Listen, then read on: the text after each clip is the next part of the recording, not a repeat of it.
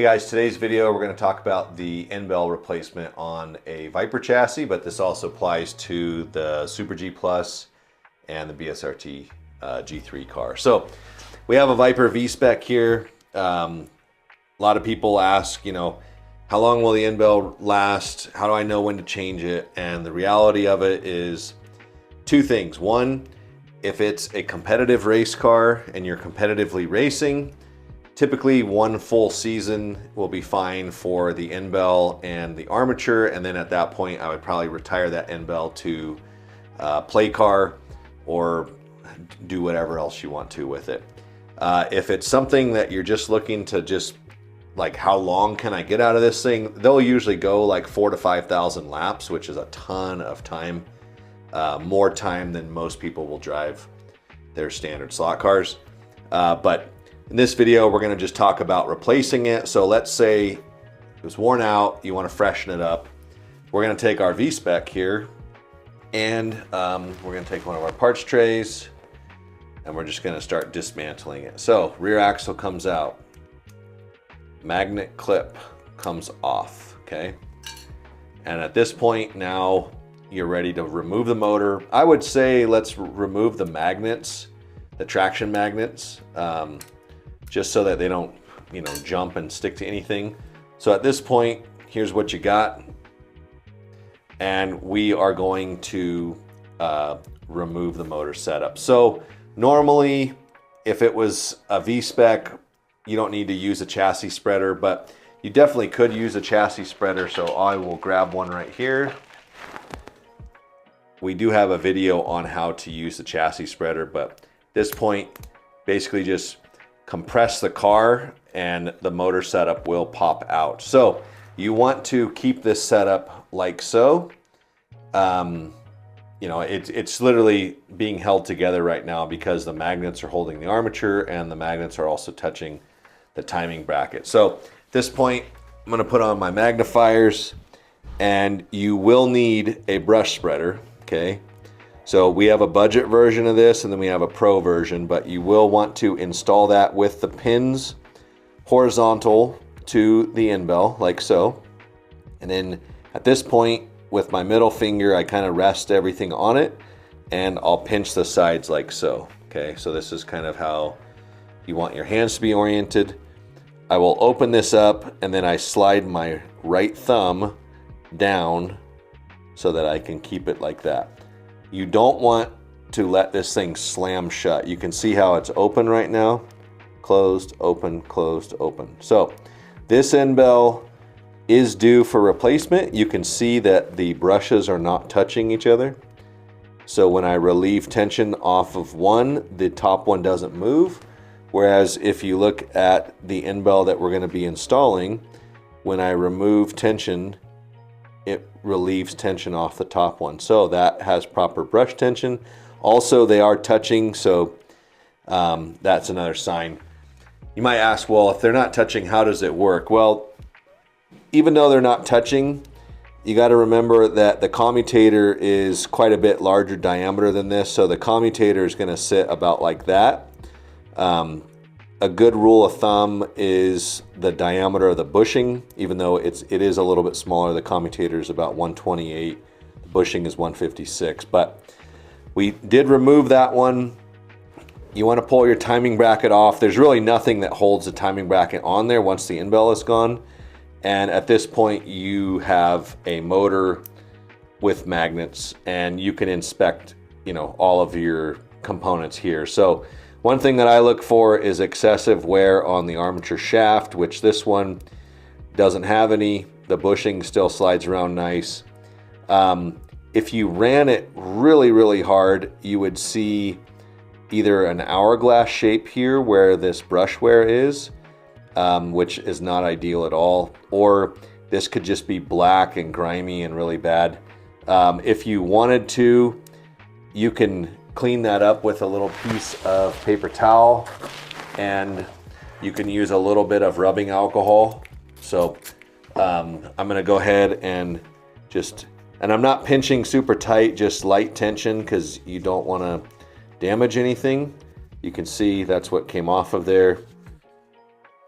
There are people that you know, you could true that, polish that. But for this video, for kind of the newbie that's just wanting to replace his Endbell, this is just a standard thing that you would do.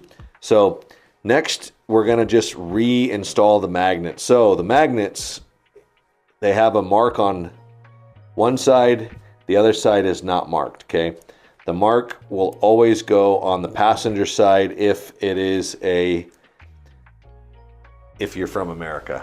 If you're from other places, you're gonna have to figure out whatever you guys do. Like Canada or something. Yeah, but for us, the white dot always goes on the driver's or the passenger side of the car. That is important because if you do put this thing back together and the car runs backwards, it's because these magnets, you have flipped them at some point. So I always like to mark them, especially if you've run the car low. If you run the car low and you've started to groove the bottom side of the magnets, if you put it back together and you have one side flipped, because you know the magnet can flip 180, like it can flip that direction and it's still the same polarity, but now you have a fresh part of the magnet exposed to the bottom of the track. Might throw your setup off. So just keep track of that, okay? Next, we're gonna take the new Endbell. We're going to install our brush tool, which right now it's just sitting here, okay? No, it's not open or nothing. We're gonna take our timing bracket, and if you look at the timing bracket, it has two sides. It has one side that has a radial groove, okay? And then the other side, that radial groove is gone, but it has an internal groove. And that internal groove is what goes toward the armature. The external groove goes to the Endbell, and the Endbell fits into that like so. That's actually what allows you to rotate this in the timing. Whereas if you tried to put it together this way, you can see it just doesn't work. It's not compatible, okay? So we have this setup loaded up. I'm going to twist this open and I hold my thumb and middle finger on the brush spreader, my index finger holding that unit open. And then just like you were made, this is inserted into that. Okay, like so. Now, you know, the magnets aren't really positioned correctly, any of that kind of stuff right now. And if you did have the magnets mixed up, I mean, you could remove them at this point. You just don't want to hold it by the Endbell now because the armature could fall out. So I'm going to hold it like so. I'm going to double check my magnets, make sure that my white dot goes on the, my white dot goes on the passenger side like so, and the other one goes on the other side. Now, at this point, you can see this magnet is flush with the timing bracket. You can see how this one has a gap there and it's kind of popped itself out. So you want to make sure that it's loaded just like that. Okay. Something that could help, and we actually make it for the Tycos. Let's see. I have one here that I can use. We make what we call an installation band or whatever. I forget exactly what it's called, but if you wanted to use one of these, you can use one like so, okay? And that will hold this whole unit together. Now, the downside to using this in our setup is that when you install it, you have to cut it up. You have to basically cut it off. Like, you can't keep it on there. So I don't want to waste one. So I'm going to remove this one, but I was just showing you that you could leave it on there. Now we're getting ready to put this thing back in there. So something that I like to do before I install it, I'll put a little bit of oil right on the armature bushing or the armature spacer, and then I'll slide the armature bushing up. That'll hold that in place, okay? See how that just fell down? That will hold it there so that when you go to do this part of the process, it doesn't end up on the wrong side. So when you do this, you want to start at the motor at a 45-degree angle, okay? And I'm using the bottom of the Endbell to push our hangers forward, okay? That's super critical. And if you do that, this whole thing will slide down like so, okay? It's not installed yet, obviously. Oops, I knocked it out. Let's get it back to where we were. Okay, so now it's kind of in position, and you can see up here that our tabs, or we call them the arcs, they're sitting on top of the hanger, and this hanger can move around. Whoops, I just spit the shoe off of it. Hold up. You want to try not to do that. You could remove your pickup shoes and springs if you wanted to, but you don't really need to. So we're going to go ahead and set this thing in place, drop the back in, and then from this point, I am going to pull the hangers forward, okay? And you can see how there's a little gap there, but you can also see how this is still sitting on top of that. So this area here where this arch is open, I'm gonna close it, and when I close it, you see how it dropped into place? Okay, same thing is gonna happen on this side. We're gonna close it up, and then I apply pressure with my thumb, and it pops down into place. So right now, that is partially installed. You can see the rear bushing is sitting up. I'm gonna push on the armature. Now that is popped into place. If we look at the bottom, our magnets are in the channels that they need to be in. Our Endbell is now neutral timed. Sometimes the timing kind of gets jacked up when you install it. But something else that you want to look for is make sure that the gap on both sides of the timing bracket is the same and that nothing is kind of wonky. I usually push down pretty firm, and then I'll pinch the sides of the chassis, and you want to make sure that the timing bracket is engaged into these pockets on the sides of the chassis. So now that's back together. I'm going to put a little dab of oil on that bushing, and I'm just going to check it on my power supply, make sure that it sounds good, and we're going to reinstall the magnets. So now the traction magnets also have a mark. Sometimes it's done with Sharpie, sometimes it's done with paint, but they do have a white mark, whereas this side doesn't have one. If you bought a car used, who knows who got to it with a Sharpie doing coloring day, doodle day, I don't even know. I've seen cars with so much freaking marker on them that I'm like, what are you doing, dude? But if you bought it from us, it's only gonna have one white mark. Might have a dot on the end, but usually it doesn't.